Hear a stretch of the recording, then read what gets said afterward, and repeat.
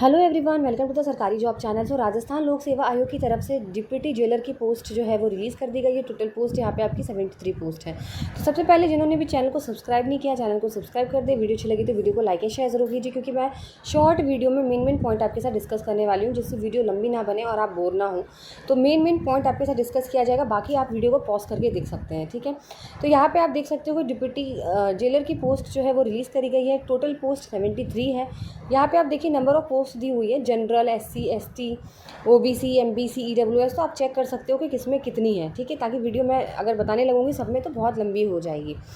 अब यहाँ पे बात करते हैं आपकी एलिजिबिलिटी की। तो एलिजिबिलिटी की अगर बात करूँ तो graduate from a university established by law in India, यानी आपने रिकॉग्नाइज यूनिवर्सिटी से ग्रेजुएशन कर रखी हो, चाहे आर्ट्स में, साइंस, कॉमर्स, कोई भी सब्जेक्ट हो, बट आपको ग्रेजुएशन चाहिए। आपको हिंदी नॉलेज होनी चाहिए, साथ में साथ आपको राजस्थानी कल्चर के बारे में भी नॉलेज होना, इट्स वेरी इंपॉर्टेंट। ठीक है, अब हम बात करते हैं यहाँ पे कि जो आपकी अप्लाइंग की डेट है, सबसे पहले वो बता देती हूँ। तो आपकी अप्लाइंग की डेट जो है वो 8 जुलाई से शुरू होगा। अब फॉर्म जो है फिलअप करना शुरू नहीं हुआ है। 8 जुलाई से आप फॉर्म को फिलअप करेंगे और लास्ट डेट है आपकी 6 अगस्त, यानी ऑलमोस्ट आपके पास 1 मंथ है टू फिलअप द फॉर्म। ठीक है, अब बात करते हैं एज क्राइटेरिया की। तो एज आपकी जो होनी चाहिए वो 18 to 26, यानी 18 वर्ष से कम नहीं होनी चाहिए और 26 से ज़्यादा नहीं होनी चाहिए। लेकिन इसमें भी आपको रिलैक्सेशन मिलेगा। तो अगर आप मेल कैंडिडेट हैं, belong to the scheduled caste, scheduled tribe, backward classes, EWS, तो आपको 5 साल का रिलैक्सेशन मिलेगा। लेकिन अगर आप वही वुमेन कैंडिडेट है, SC ST, बैकवर्ड क्लासेस और EWS की, तो उनको 10 साल का मिलेगा। और यही अगर वुमेन जनरल कैटेगरी की है, नॉट मेल, ओनली फीमेल अगर जनरल कैटेगरी की हैं, तो उनको भी 5 साल का रिलैक्सेशन है। और जो वुमेन डाइवोर्स्ड हैं, विडोज़ हैं, उनके लिए कोई भी अपर एज लिमिट यहाँ पे डिस्क्राइब नहीं करी गई है। आप किसी भी एज में उसको आप दे सकते हो। ठीक है, अब आते हैं नेक्स्ट, जो सबसे इम्पॉर्टेंट है यहाँ पे डिस्कस करने के लिए, आपकी फ़िज़िकल एबिलिटी सबसे पहले। ठीक है, तो यहाँ पे फ़िज़िकल एबिलिटी उन लोग के लिए है, तो ध्यान से सुनिए, जो भी गढ़वालीज़ हैं और गुरखाज हैं। ठीक है, ये जो कैटेगरी वाले लोग हैं, इनकी 158 सेंटीमीटर से कम नहीं होनी चाहिए हाइट। ठीक है, सेकेंड वाली बात, जो हाइट और वेट है वुमेन कैंडिडेट के, वुमेन्स के, दो चीज़ देखी जाएगी, हाइट और वेट। हाइट 152 सेंटीमीटर से कम नहीं होनी चाहिए और 47.5 kg से कम आपका वज़न नहीं होना चाहिए। ठीक है, अब बात करते हैं जो कैंडिडेट SC ST है, तो उनको 5 सेंटीमीटर तक का रिलैक्सेशन है, कम चल जाएगा उनको। ठीक है, अब आते हैं विज़न के बारे में, जो बहुत इंपॉर्टेंट चीज़ है, जो मैं आपके साथ डिस्कस करना चाहती हूँ। तो ये ज़रूर चेक कर लीजिएगा आप लोग जाने से पहले।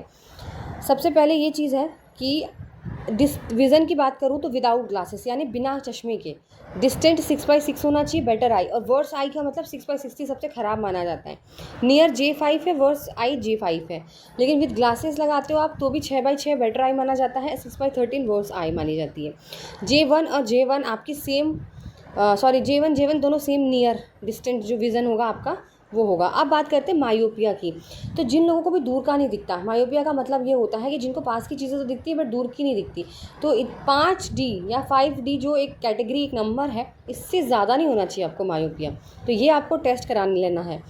कलर्स के बीच में पहचान करना, जिनको कलर्स नहीं समझ में आते ना, ग्रीन को ब्लू देख रहे हैं, अगर इस चीज़ की प्रॉब्लम है तो आप डिस्क्वालीफाई हो जाएंगे। नाइट ब्लाइंडनेस है, रात में नहीं दिखता, तो भी आप डिस्क्वालीफाई हैं।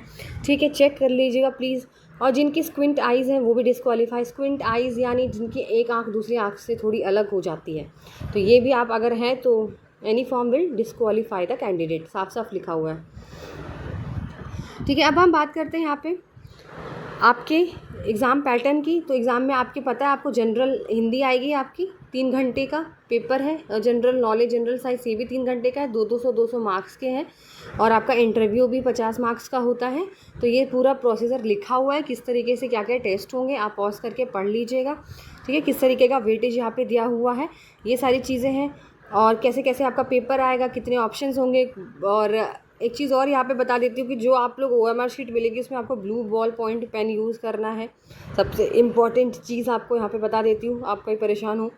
ठीक है, तो ये कुछ इंपॉर्टेंट चीज़ थी। बाकी ये सारा डिस्क्रिप्शन लिखा हुआ है, ये आप पढ़ सकते हो। ये आपका ये है कि जैसे जो विडोज़ हैं, EWS है, उनको कौन कौन सा कास्ट सर्टिफिकेट देना पड़ेगा, ये सारी चीज़ें इसमें लिखी हुई हैं। किस तरीके से आप सेलेक्ट होंगे, क्या प्रोसीजर है, किस तरीके से फॉर्म डालना है आपको। ठीक है, और फ़ीस की अगर मैं बात करूँ, फ़ीस रह गई थी, सॉरी। तो फ़ीस जो सारे कैंडिडेट्स हैं उनकी 600 रुपये है और SC ST की 400 रुपये है। और अगर आपका कोई गलती हो जाती है ना, उसको करेक्ट करते हो तो उसकी 500 रुपये एक्स्ट्रा चार्जेस हैं। तो ये थे आपकी जो लास्ट चीज़ जो मुझे बतानी थी फ़ीस के बारे में, और बाकी चीज़ें आप पढ़ सकते हैं इस पूरे डिटेल में। मैं चाहूँ तो आपको बता सकती हूँ, लेकिन वही बात है कि वीडियो बहुत लंबी हो जाएगी इसको, और फिर आप पढ़ लोगे तो ज़्यादा बेटर रहेगा, क्योंकि ये हिंदी और इंग्लिश दोनों में लिखा हुआ है इसमें, ठीक है। तो आप वीडियो को पॉज़ कर लेना और आप देख लेना, इसमें हिंदी इंग्लिश दोनों लैंग्वेज में है। और अगर आपको और भी कोई डाउट होता है तो आप मुझसे पूछ सकते हैं, आपको इमीडिएटली रिप्लाई मिल जाएगा। और वीडियो अच्छी लगी तो वीडियो को लाइक एंड शेयर ज़रूर कीजिए और चैनल को सब्सक्राइब